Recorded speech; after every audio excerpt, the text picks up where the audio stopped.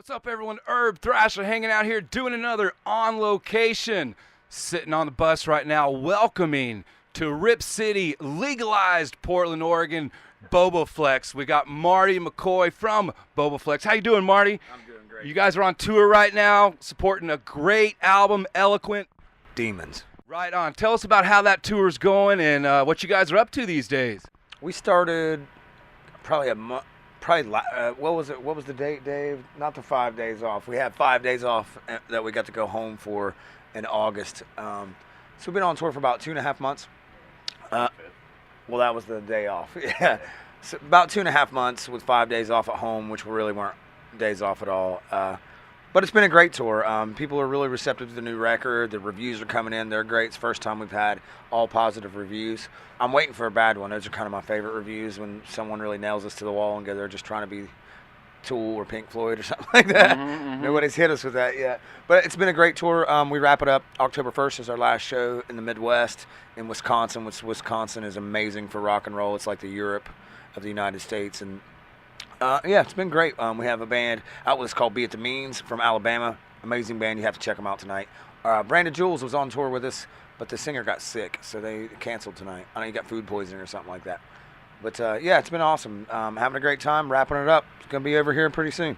Right on. Being that I'm from Alabama, really looking forward to checking those guys out as well. All right, as we mentioned, they have a brand new release in August, Eloquent Demons. And this album is a beast, man. It really takes me back to a lot of those like Monster Rock days, my old school days, when Dokken or Metallica could share the stage, and it was just an innocent period of heavy metal, and we didn't have all this generalization. And talk about how the album resonates with that, and just being just a rock and roll album, period. Doing this record, our management put a lot of pressure on us. They're like, you have to have an album done by August 25th. It's like, oh, great. We just toured, 200 days a year last year, didn't have hardly any time off. So we come straight off the road, went straight into the studio and started writing this record. The attitude that we took on this record was, is radio going to play it? Who gives a shit? Radio doesn't care about us anyway. They're starting to, which is great. And we've made some great relationships with radio. But that whole attitude of it has to be 3 minutes long, or it has to have that, we just threw that all out the window and decided, let's just do what we want. Here's the amount of time that we have. Let's make each other happy and write about things that are real personal to us and things that have happened, and not worry about what it should sound like or what should happen in the chorus, and does this chorus have enough of this, that, blah, blah, blah. None of that bullshit. We're just like, let's just write a kick-ass rock record, and we wrote it really fast. But we've been together quite a bit, so it wasn't like we phoned it in. We know how to write with each other. So we just kind of let things fly and land where they land, and it's had a really good response. Well, you guys had a couple of videos out. One actually brought me in the first time I ever heard Bobaflex with the Pink Floyd Hey You. I'm sure you guys are getting a lot of great accolades with that. Talk about, did you guys plan on that, or is that something that just happened? And where's that taking you? Okay, so we did The Sound of Silence about 7 years ago. And it was a great cover for us, and it brought a lot of people in, like you said, that had never heard of us. Well, then Disturbed did Sound of Silence about 5-6 years later, something like that. 7 years, I'm not sure exactly how long ago it was. Well, once Disturbed does the cover, it's theirs, and you got to let it go. So we decided that, it was great for us. People liked theirs, they liked ours, they liked them both. They hated theirs, they hated ours. It was a big controversy kind of thing, which worked out well for us. It got our name out in front of a lot of people that wouldn't have normally heard about us. So once that happened, we decided we had to do a new cover, and Tommy and I, the drummer Tommy, are huge Pink Floyd fans. And we were like, let's just go into the studio and pretend like we're in Pink Floyd for 2 days. If it sucks, it was worth every dime just to play, Pink Floyd guitar lines and sing, and because I'm a huge fan. And if it's good, we'll put it out. So when we got it finished, we were like, okay, yeah, this is good. Let's put it out. And then we did a video for it, and it just within 2 weeks, it had 1 million views on it. If you do Pink Floyd, Pink Floyd's one of the greatest rock bands in the world ever to live. If you do them, you better do them well, because they will cut your friggin' head off if you don't do it right. But we did it and stayed true to the original, kind of beefed it up a little bit, not too much, no crazy screaming metal stuff going on. And people respected it and liked it, and we were one of the lucky ones that got to cross over to the other side of, okay, this is a good Pink Floyd cover, instead of you guys blew it and ruined it and don't ever touch this classic band ever again. So we lucked out. We made it to the other side.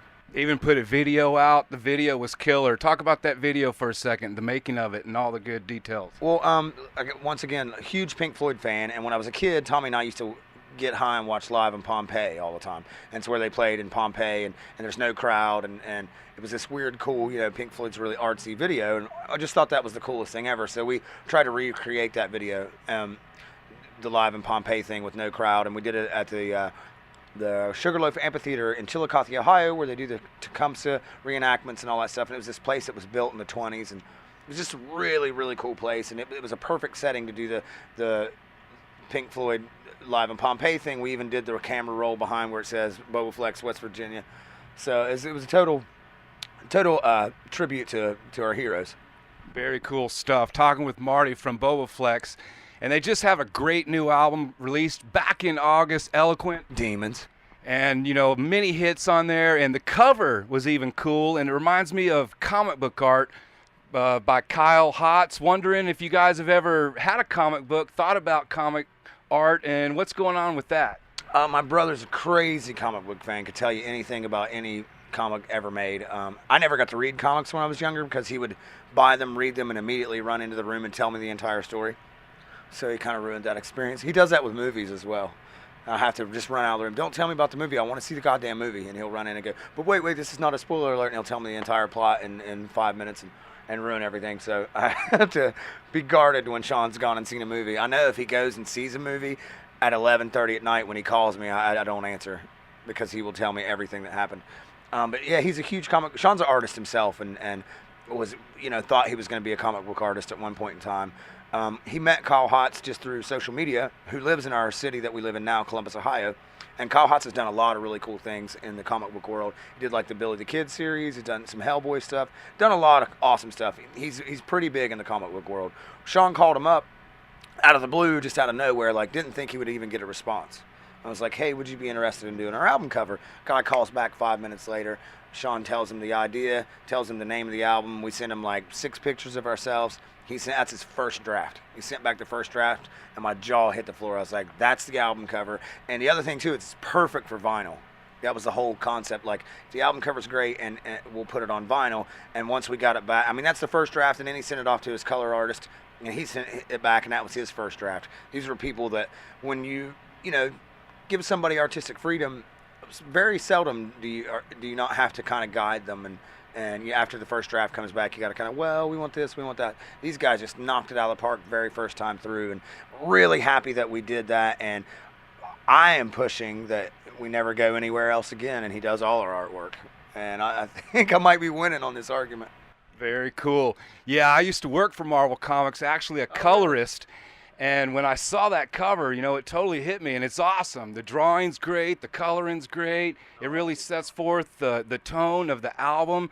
And wanted to hit on those things because Bobaflex is for real right here. This is like a package. You can tell that this just wasn't something thrown out. The whole album, the writing, the video, a great cover, album cover, art. So it's all there, this package. Get out there and support Eloquent Demons, which is a great album, and go support them on their Facebook page and check it out. All right, dude, you're in legalized Oregon now. You guys are from West Virginia. Yes, finally getting a legalized state over there. You got Massachusetts not too far now. Ohio's coming up. You got Ohio coming up. Vermont, the New Hampshires have always been kind of deal. Tennessee's legal. So how does it feel to be in a legalized state right now and driving by dispensaries? It's pretty surreal. I've always been, it's a free country. If you want to smoke marijuana, the worst thing that'll happen is that you might drive a little slower and you might eat a little more pizza. The medicinal benefits are through the roof, and I just think it's ridiculous that it's been illegal for so long. I could go into the history of why it's illegal and all the the paper mill companies and all these other things that have tried to keep it under wraps, but now it's finally coming to light, and people are starting to see. Once Colorado went recreational and they made so much money in the first month on taxes, that's when everybody else, when money is involved, and you can see that the crime rate didn't jack through the roof, it actually went down, and then the other states start to peek their head up, and they made $19 million in the first month on taxes, maybe we should try it. So I think it's going to catch on. I think within my lifetime it'll be something that'll be legal everywhere and won't be a big deal, which it shouldn't be a big deal. I don't think 16-year-old kids should smoke it, But I mean, if you're 18 years old and you want to buy a joint, come on. It grows out of the ground. And if where I'm from is the Bible Belt, and they're like it's so demonized there. But it's like if you believe in God, then you believe in He created everything. Well, then He created it for a reason. So just smoke a joint and go to church. It's pretty. It'll be a decent experience, I promise. Yeah, talking a little bit of marijuana with Marty from Bobaflex. Just mentioned West Virginia. A lot of great music heritage there. I know Vince Herman's from there. We know Carmine Burns from there. Oh, yeah. You know, a lot One of of. the first shows I ever played was with Carmine Burns. Really? Yeah, I remember being blown away. Like, oh my God. It was just, they were the coolest band ever, and that's who you wanted to be when you're from West Virginia. And Clutch is very close to West Virginia. They're from Maryland. Who else? Vince Gill? No, not Vince Gill.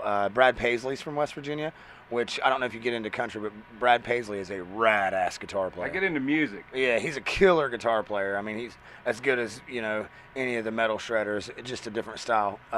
So there's a really good music scene. I went to college at Marshall University, and that was the first time that I'd seen like a real club with lights and smoke and a big sound system, and seen a lot of really good bands. I saw Creed for $1. I saw Type O Negative there. I saw Helmet there.